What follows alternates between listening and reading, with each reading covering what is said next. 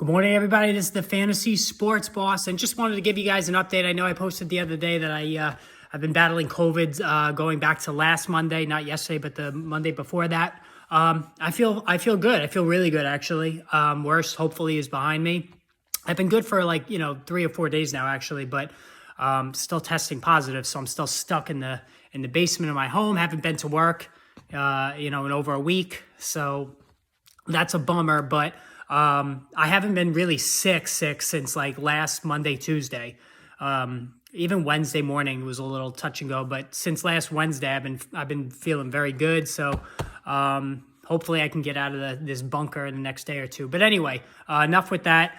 Today, what I want to do now that we have 4 games in the rearview mirror is go over the things that myself and the community, fantasy football community, was wrong about in terms of consensus, and things that we were right about. All right, so I have 4 things that for each section. Now, as far as the things that myself and the majority of the fantasy football community was wrong about after 4 games so far, was Tyree Kill going to Miami, and the thinking was that he's no longer going to be a wide receiver 1 because he doesn't have Pat Mahomes as his quarterback. Major QB downgrade with Tua Tagovailoa. And not being able to stretch the field with Tagovailoa's arm being much less potent than Mahomes is. Well, obviously we were all wrong about that one. Tyree Kill is still very much a wide receiver 1. As a matter of fact, he's outproducing almost every other wide receiver 1 in all of fantasy football this season. That he's been absolutely dominant. He had 1 dud game out of 4.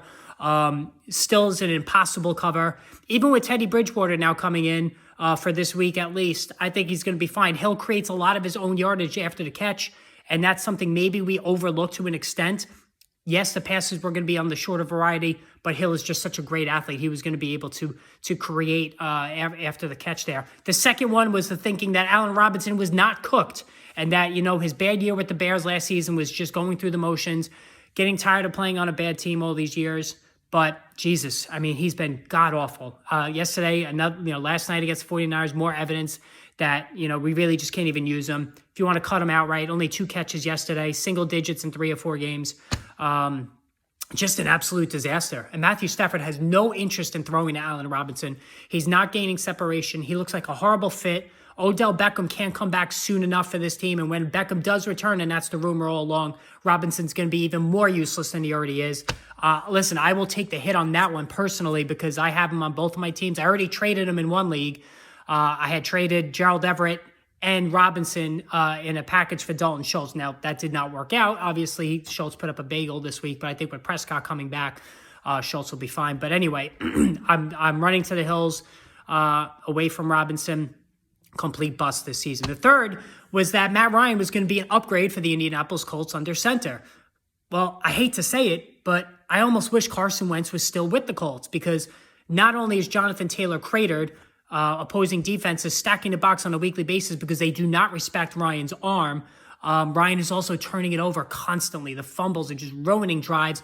They're putting the Colts in a negative game script, and it's really hurting Taylor because they're being forced to throw and not rely on Taylor, who's their greatest weapon. And here's the thing too, talking about the arm strength, Matt Ryan has no arm strength. Carson Wentz has arm strength, and very good arm strength, even though he's turnover prone himself.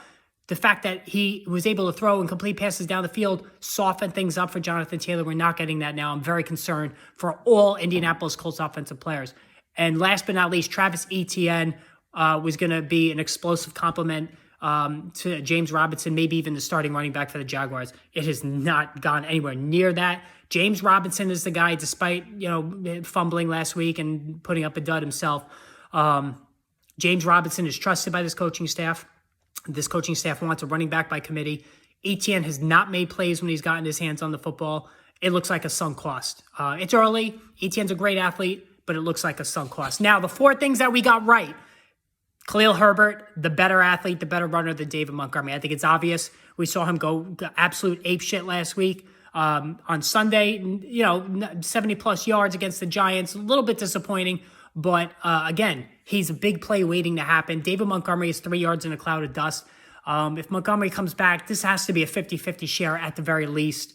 We'll see what happens there, but we were all right all along about Khalil Herbert. All right, Amon-Ra St. Brown, what he did the second half last season would carry over to this year. It absolutely has in spades. Amon-Ra St. Brown, I said to trust the talent. Yes, there was no TJ Hawkinson. Yes, there was no DeAndre Swift at the end of last season, but they were all back this year, at the start of the year at least. And St. Brown went gangbusters the first few weeks before he got hurt. The injury is just a temporary interruption, but it adds to legitimacy that USC knows how to churn out receivers just like LSU does. Amon-Ra St. Brown is a star. All right, here's the big one. The importance of drafting a running quarterback. This point has been driven home like never before this season. Jalen Hurts, Josh Allen, Lamar Jackson, 3 absolutely dominant fantasy quarterbacks so far this season. And then you look at Tom Brady, look at Aaron Rodgers, you look at Matthew Stafford, the limited quarterbacks, they're struggling. They're much more inconsistent. I always say, don't reach for a quarterback. I amended that a little bit this year, and I personally drafted Lamar Jackson in both my leagues. Glad I did it. I think you have to make an exception for that running quarterback from now on. And last but not least, we got it wrong last year with Robert Woods and Cooper Kupp. We've gotten it right this year with Cortland Sutton over Jerry Jeudy. Jerry Jeudy is just not that good. I hate to say it. Alabama receivers have had mixed results so far over the last couple of years. Not ready to throw in the towel on Jeudy, but Cortland Sutton is the guy. He's the number one receiver. He's catching the touchdown pass. He's making big plays. This was the guy we thought was going to be the one to stand out here, and we were right. All right, hit that subscribe, hit that notification button, guys. More videos on the way soon. Hope you enjoyed this one. More will be posted later today.